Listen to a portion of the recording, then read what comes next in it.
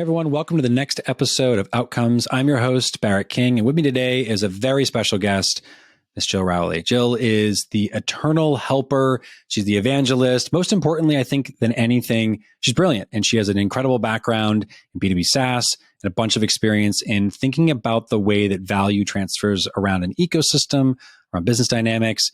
Just an awesome person in general. So Jill, welcome to the show. I'm super excited to have this conversation. I'm super bummed to be here, Barrett, and congratulations on the show and on the expanded role at HubSpot. I'm just so pumped for you and so glad that we actually met. Yeah, me too. It's cool because I think when you see folks that are doing exceptional things, you want to be close to them. And obviously the way that we got connected was very much reflective of that. I think folks that listen to the show know that we have a conversation before I hit record. And what we're going to talk about today, I think is pretty exciting for me. It's interesting because it's a slightly different way of thinking about the way that we talk about and the words that we use to talk about our dynamics and partnerships, in the way that we work with our customers, and just the way that we engage in this thing called business. And I think obviously language being so fundamental to the way that human beings interact, this is going to be a really interesting chat. So before we get into it, I ask everybody the same question, which is obviously and very clearly, what does partnerships mean to you? You said that it's about shared values. It's about value all around. And I think that's very much indicative of what we're going to discuss today, but also the way folks are trying to wake up in the industry to thinking differently about how we engage with our peers and how, to your point here, value moves around an ecosystem like this. So would you change it? Would you add to it? Let me know.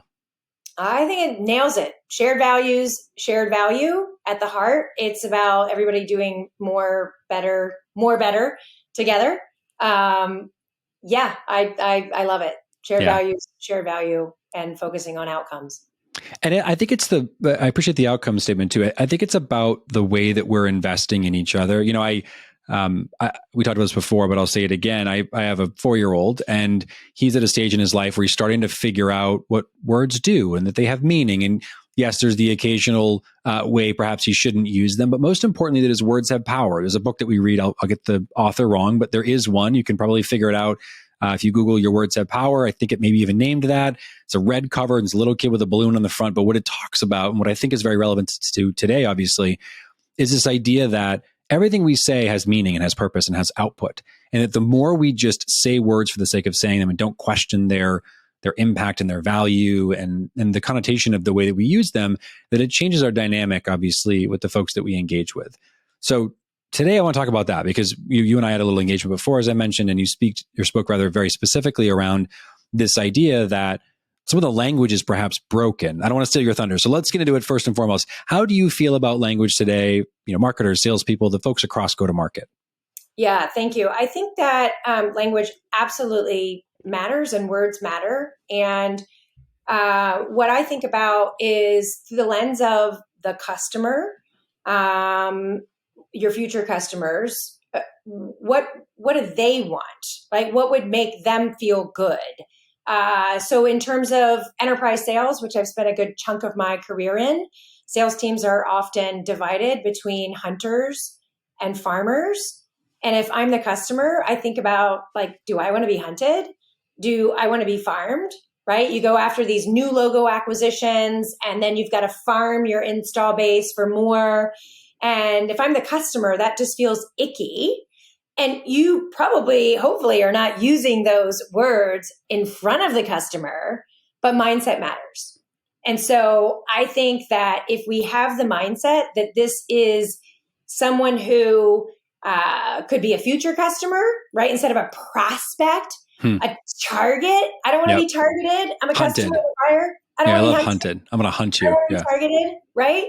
So if we think about things through the lens of the customer, and use customer-centric language, that there really is we can't flip inside our organization, sales huddle. We're talking about hunting and farming, and we're trying to not bring that to the customer environment. Words matter.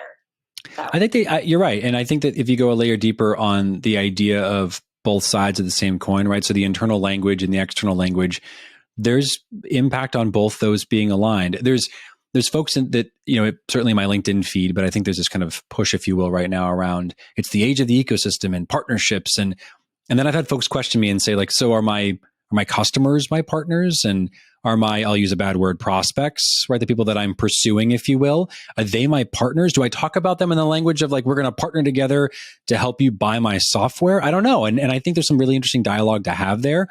I'm curious, when you've got a plethora of experience, really unique across a couple different, obviously, platforms, and now being a chief evangelist officer of your own brand in that sense, right? That most importantly, you're focused on the customer, to your point. When I think about listening to this, if I'm a B2B SaaS leader, or if I'm anybody for that matter and go to market, what do I do to help my organization see the power, the meaning, the impact of proper language? How do I change that dialogue even at my own company? Yeah.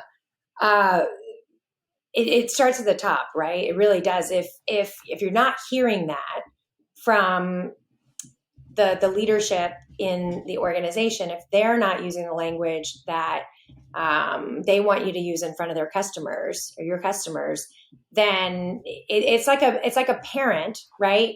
Disciplining a kid for something that they did. You got to be in timeout for 5 minutes, and then in 30 seconds, the kid's jumping out of timeout, and you put the kid back in timeout, and the kid jumps out, and you don't put the kid back. Then you're teaching the kid that it's okay, right, to get out of timeout early and not listen to you.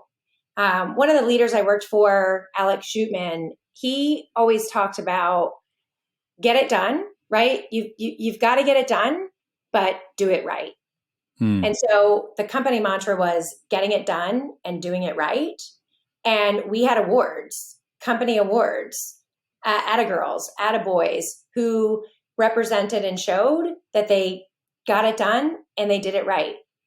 And you could get it done and not do it right, and that would that would be called out, right? That would be called out. That would be coached, right? That it's not okay to just bring it over the line. You've actually got to bring it over the line the right way. So leadership and changing the way that they talk and kind of learning that language from their customers. I think that's where we first learn the language. And it's morality, I'm hearing you say, right? It's thinking about this in terms of it being more than just about pulling dollars from somebody else and putting them into your pocket, but delivering value in return, and then being intentional around how you speak about that dynamic. And I think there's something interesting around, just like you were talking about, that it's a top-down initiative sometimes. I could imagine it being bottom-up, maybe irrespective of whether it's top or bottom.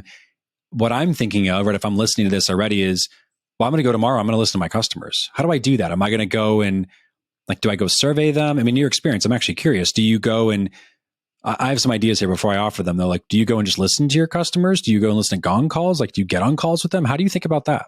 Yeah. So I actually love to do research on my customers, about my customers, through what they talk about external to my sales calls. I actually like to go see, have they been on a podcast? Have they been on a webinar? Have they published content? Have they been in an event? Have they been quoted in an article? Have they published in a community? So I actually love to go where my customers are, and I love to hear things in their words. And sure, I can do gong call and listen to that, but that's really relative and relevant to this purchase cycle, this customer journey, rather than what are they saying outside of being in the room with me, right? What are they saying when they're talking with their peers? What are they saying when they're presenting at events? And that's really, I look at their LinkedIn profiles and I read their recommendations and I see what other people, words that other people use to describe them. Oh, that's interesting. I don't try to just get the data on my own in my own four walls.